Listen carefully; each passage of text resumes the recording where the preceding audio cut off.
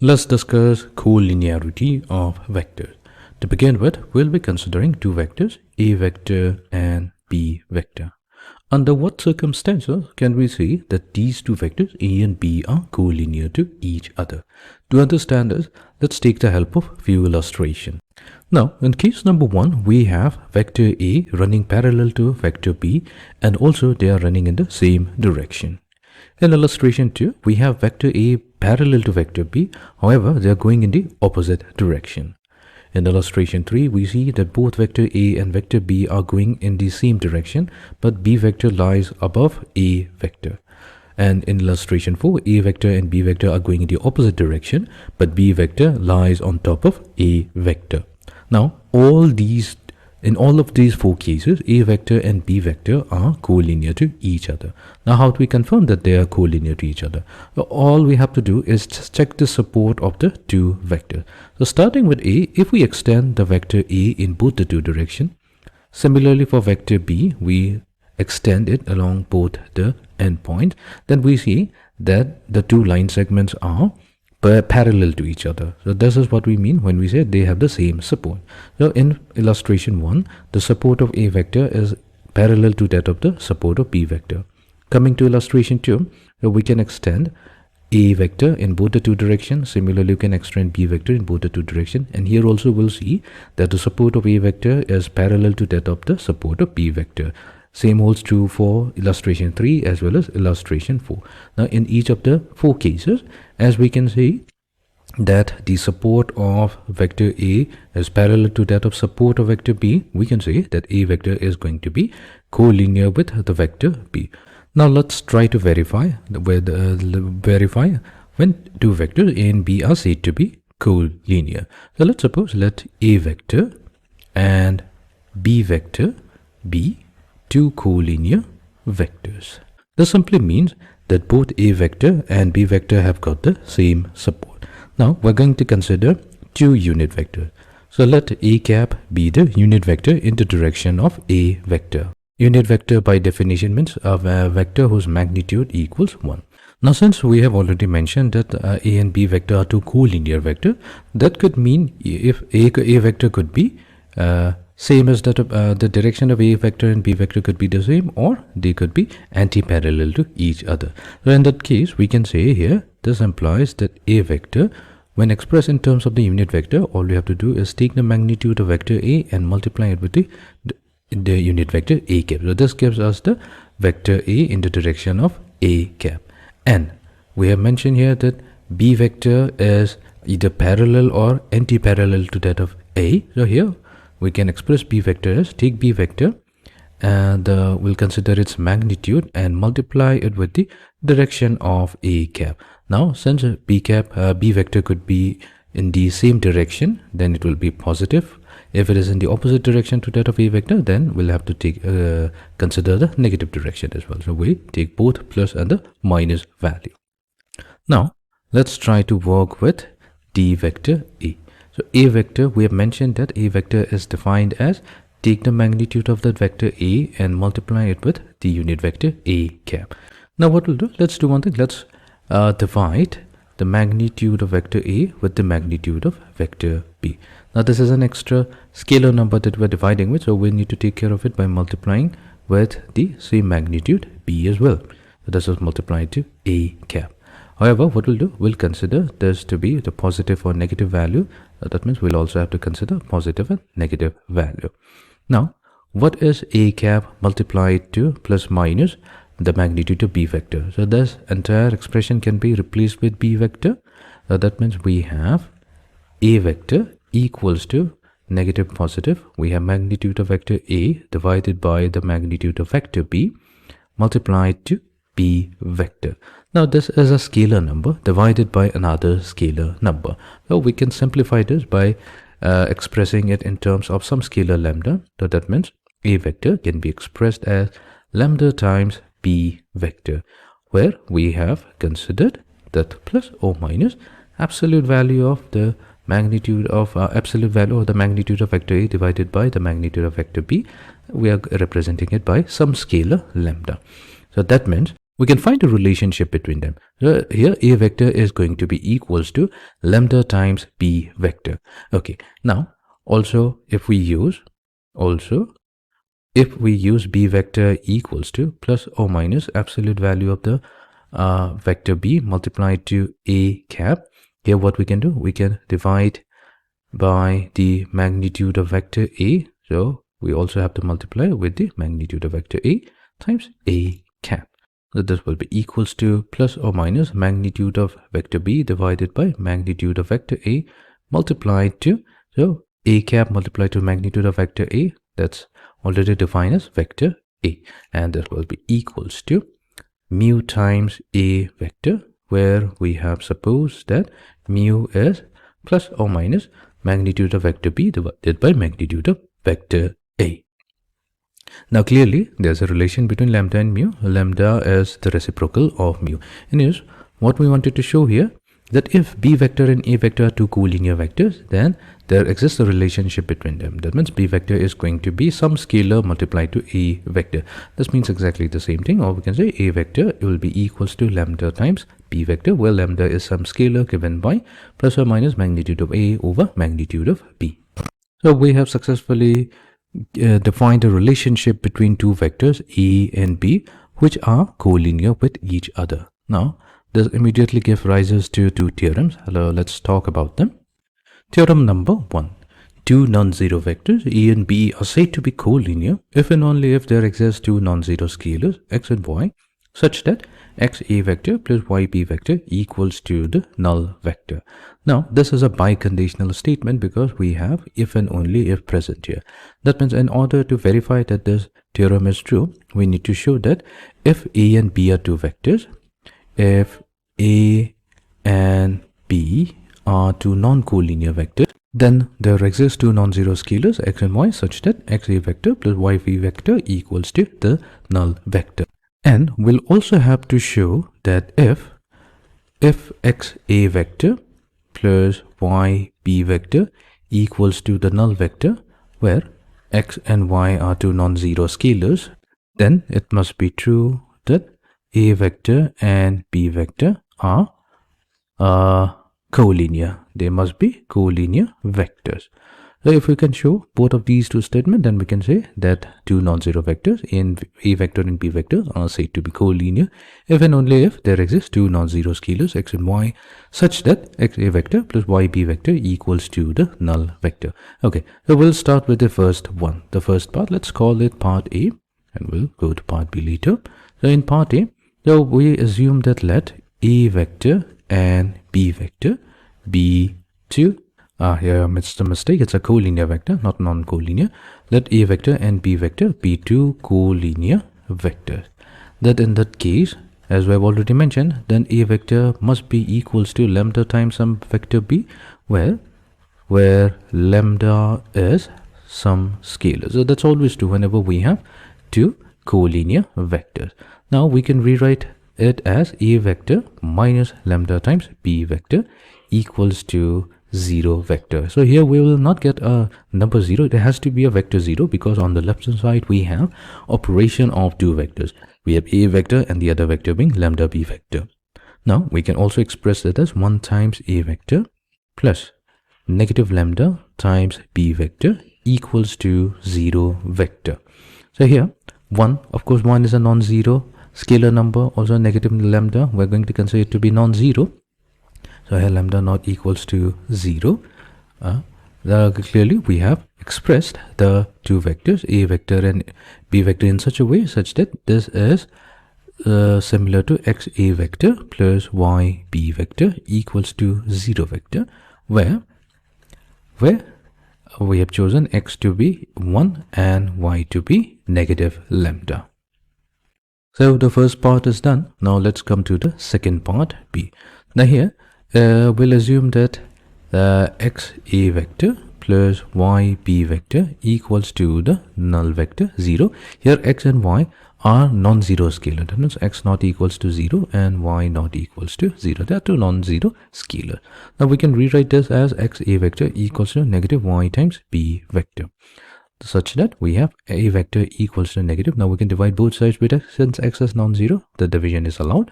So we have negative y over x times the vector b, which means that we can now express as that a vector equals to some constant lambda times b vector, where we are assuming lambda to be equals to negative y over square, a scalar divided by another scalar, and we take the negative of it.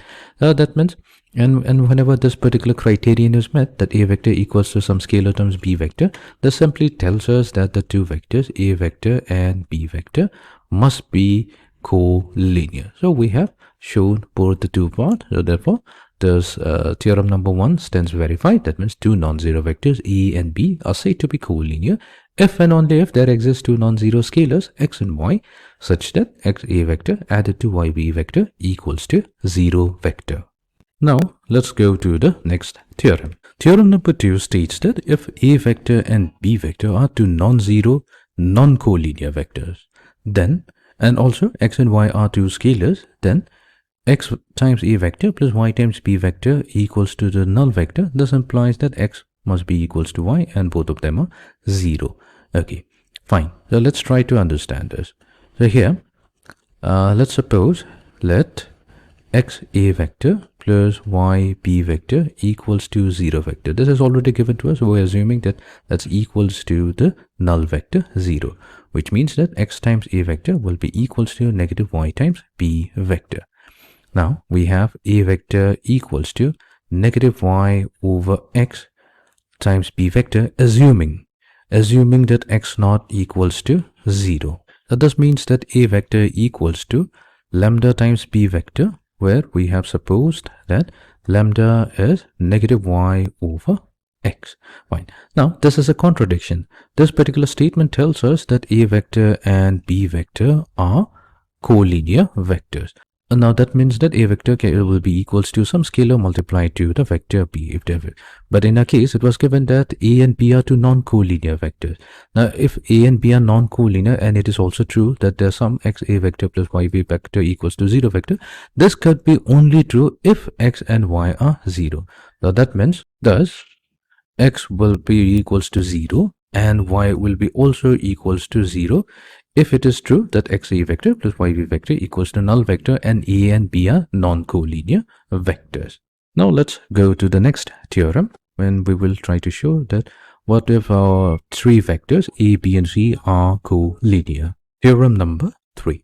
Three non-zero vectors a vector, b vector and c vector are said to be collinear if and only if there exist three non-zero scalars x, y and z, such that x a vector plus y b vector plus z c vector equals to a null vector, where x plus y plus z equals to 0.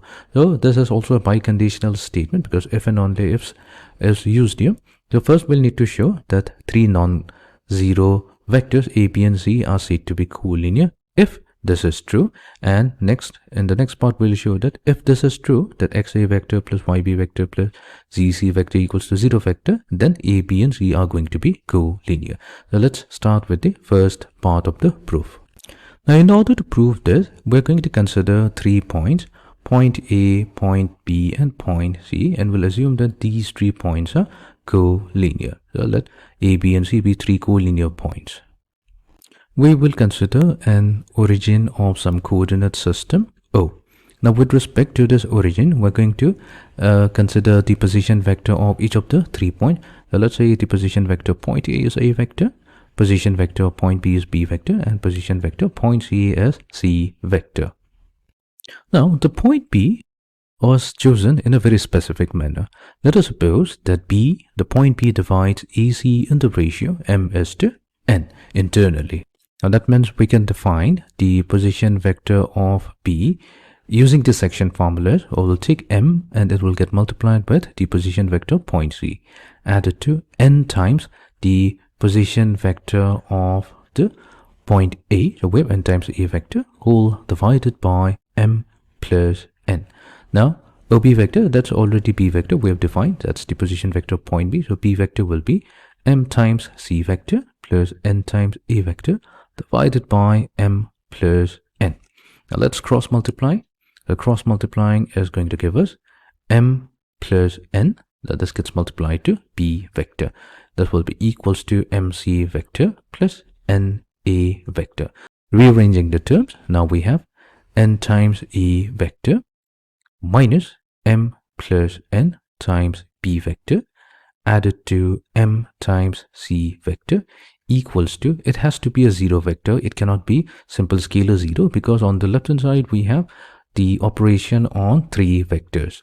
Now this is equivalent to x a vector plus y b vector plus z c vector equals to 0 vector, where we have supposed that x equals to n, y corresponds to negative m minus n, and z corresponds to m.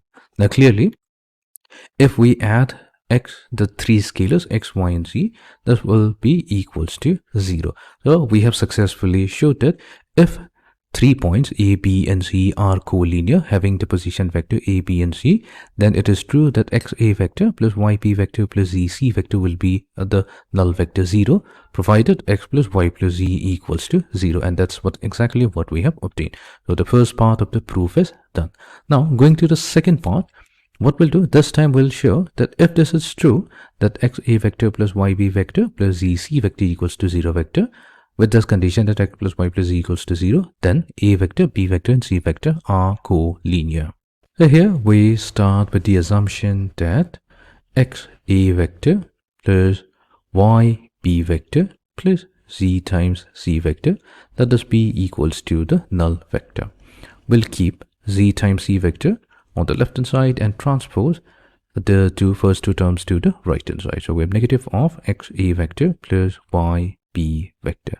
Assuming that z is a non-zero scalar, so we can divide both sides with z to get c vector equals to negative x times a vector plus y times b vector divided by z. Now since it's given that x plus y plus z equals to 0, this means we have negative of x times a vector plus y times b vector. This will be divided by negative x plus y. So here we have used the fact that x plus y equals to negative z. So the negative and negative gets factored out, and this gives us c vector as, so c vector will be equals to x times a vector plus y times b vector divided by x plus y. Now what does this tell us? This simply means that c vector, that means a point having the position vector c, divides other 2 points. Divides other 2 points with position vector a and b in the ratio x is to y internally. Now this means that if it is dividing it internally into ratio x is to y, that simply means that a vector, b vector, and c vector must be 3 collinear vectors. So we have successfully proved the theorem. So let's go back to our original theorem. So that means if we have 3 non-zero vectors a, b, and c, they are said to be collinear if and only if there exist 3 non-zero scalars x, y, and z, such that the sum x a vector plus y b vector plus z c vector will be the null vector 0, provided x plus y plus z equals to 0. So let's finally end the lecture with the help of an example. So here we have 3 vectors. We need to show that these 3 vectors are collinear. Okay, let us begin. So what we'll do, we'll consider 3 scalars.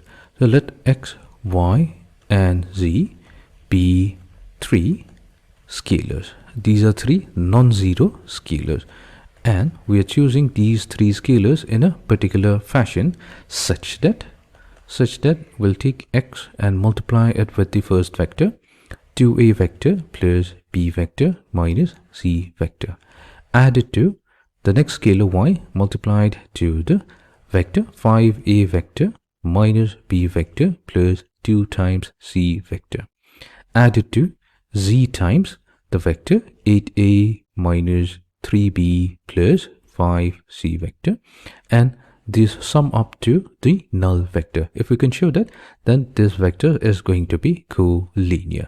That means we need to find out the specific value of x, y, and z in this case.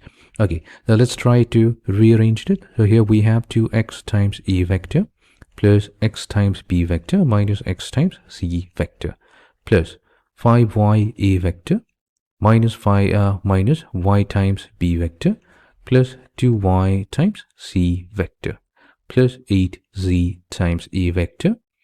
Then we have negative 3z times b vector plus 5z times c vector equals to the null vector. Now what we'll do, we'll combine all the like terms. So here we have 2x that will be added to 5y, 8z added to it, that will be multiplied to the vector a. Next we have all the vectors containing b. So we have x minus y minus 3z. So this is b vector added to. Now we'll consider all the remaining vectors. So we have negative x, then we have positive 2y and positive 5z multiplied to the c vector, and this will be the null vector. Now we have obtained three equations. We have 2x plus 5y plus 8z equals to 0. We're comparing both sides.